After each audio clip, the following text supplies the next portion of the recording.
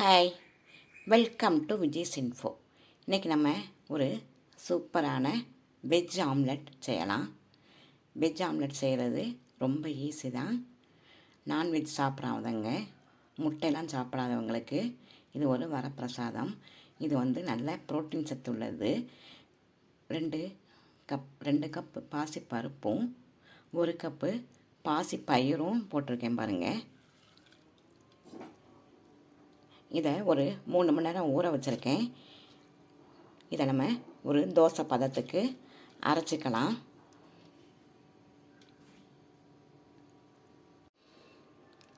நல்ல தோசை பதத்துக்கு நம்ம பாசி பருப்பு அரைச்சிட்டு வந்துட்டோம். இதில் நம்ம தேவைக்கு உப்பு போட்டுக்கலாம். கொஞ்சமாக மிளகாத்தூள் உங்களுக்கு காரத்துக்கு எவ்வளவோ அதை போட்டுக்கங்க. நம்ம ஸ்டவ்வில் கூட கொஞ்சம் மிளகாத்தூள் போட போகிறோம், பச்சை மிளகாலாம் போட போகிறோம். இப்போ இந்த ரெண்டையும் நம்ம கலந்துக்கலாம். பாருங்கள், இந்த அளவு நம்ம கலந்துக்கலாம். ஊத்தப்பம் சுடுவோம் இல்லையா, அதை விட கொஞ்சம் தண்ணியாக கூட நம்ம கரைச்சி வச்சுக்கலாம். இப்போ நம்ம இதில் தனியாக வச்சுட்டு நம்ம இதுக்கு தேவையான ஸ்டஃப்பெல்லாம் செய்யலாம். செம்ம டேஸ்ட்டாக இருக்கும். நல்ல ஹை ப்ரோட்டீன் உள்ளது தான் இது.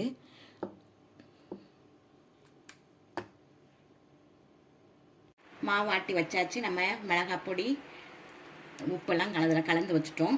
இப்போ நான் ஒரு கடாயில் ஆயில் ஊற்றி வச்சுருக்கேன்.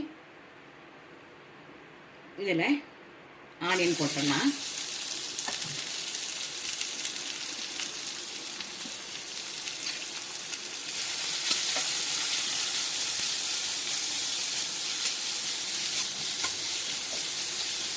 ஒரு நிமிஷம் மட்டும் நல்லா வதங்கட்டும்.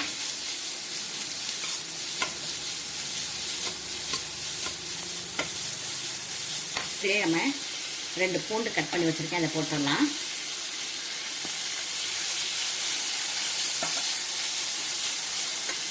அதிலே 4 பச்சை மிளகாய் கட் பண்ணி போட்டிருக்கேன்.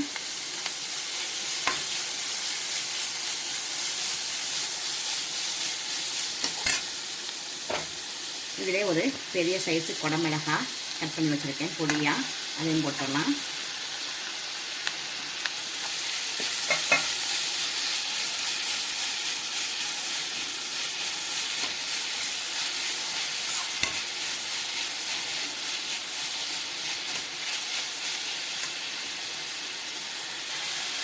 கொஞ்சமாக உப்பு, மாவுளையும் உப்பு போட்டிருக்கோம். இந்த காய்க்காக போடுறோம்.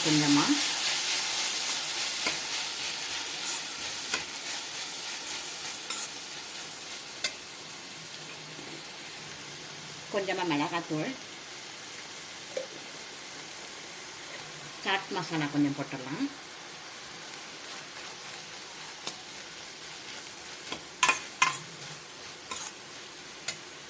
பன்னீர் எடுத்து வச்சுருக்கோம்.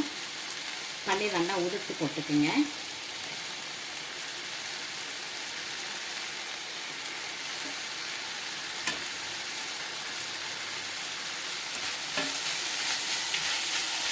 நல்லா ரிச்சான ஃபில்லிங்கான ஒரு காலை டிஃபன் செஞ்சுக்கலாம். இல்லாட்ட டின்னருக்கு கூட செய்யலாம். நல்லா ஃபில்லிங் ஆகிடும். வெஜ் ஆம்லேட் சூப்பராக இருக்கும். எல்லா சத்தும் இதில் சேர்ந்துருது. ஒரு 2 நிமிஷம் மட்டும் வதக்கிக்குவோம்.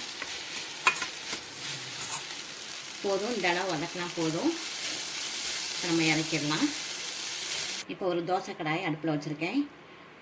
நம்ம கடாய் காயட்டும். இப்போ நம்ம அரைச்சி வச்சுருக்கோம்ல, அந்த மாவை இதில் விட்டுறலாம்.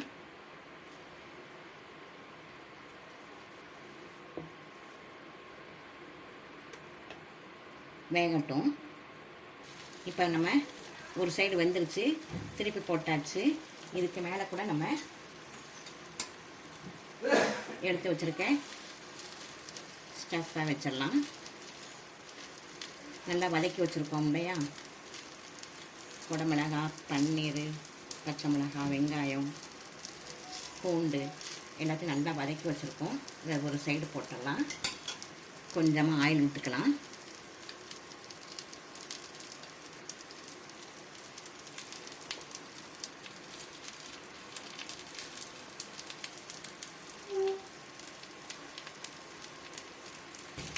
இதை அப்படியே திருப்பிடலாம்.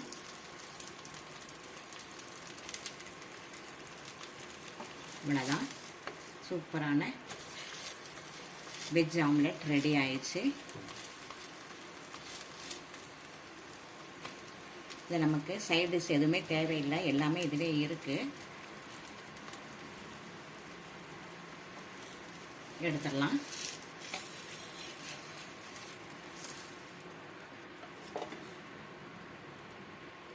இப்போ நம்ம தோசை விட்டுருக்கோம், இது மேலேயே கூட நம்ம இப்படி பரத்தி விட்டுறலாம். ஒரு சைடு வெந்த பிறகு திருப்பி போட்டுக்குவோம். மூடி வச்சு மூடிடலாம்.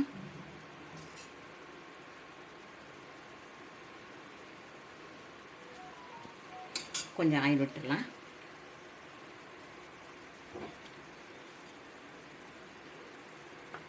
மூடி வச்சு மூடிடலாம். நல்லா வெந்துருச்சு. இப்போ அப்படியே மடக்கிடலாம். இந்த மாதிரியும் சுடலாம் நீங்கள்.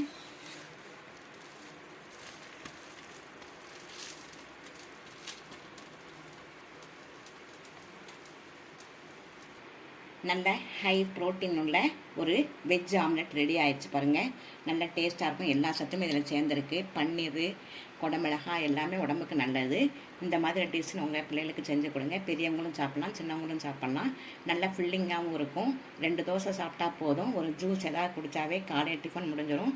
நைட்டு டின்னருக்கும் இதை சேர்த்துக்கலாம். இந்த ரெசிபி உங்களுக்கு பிடிச்சிருந்ததுன்னா லைக் பண்ணுங்கள், ஷேர் பண்ணுங்கள், சப்ஸ்கிரைப் பண்ணுங்கள், பெல் ஐக்கானை தட்டி விடுங்க. மற்றும் ஒரு நல்ல ரெசிபியும் உங்களை சந்திக்கிறேன். பை.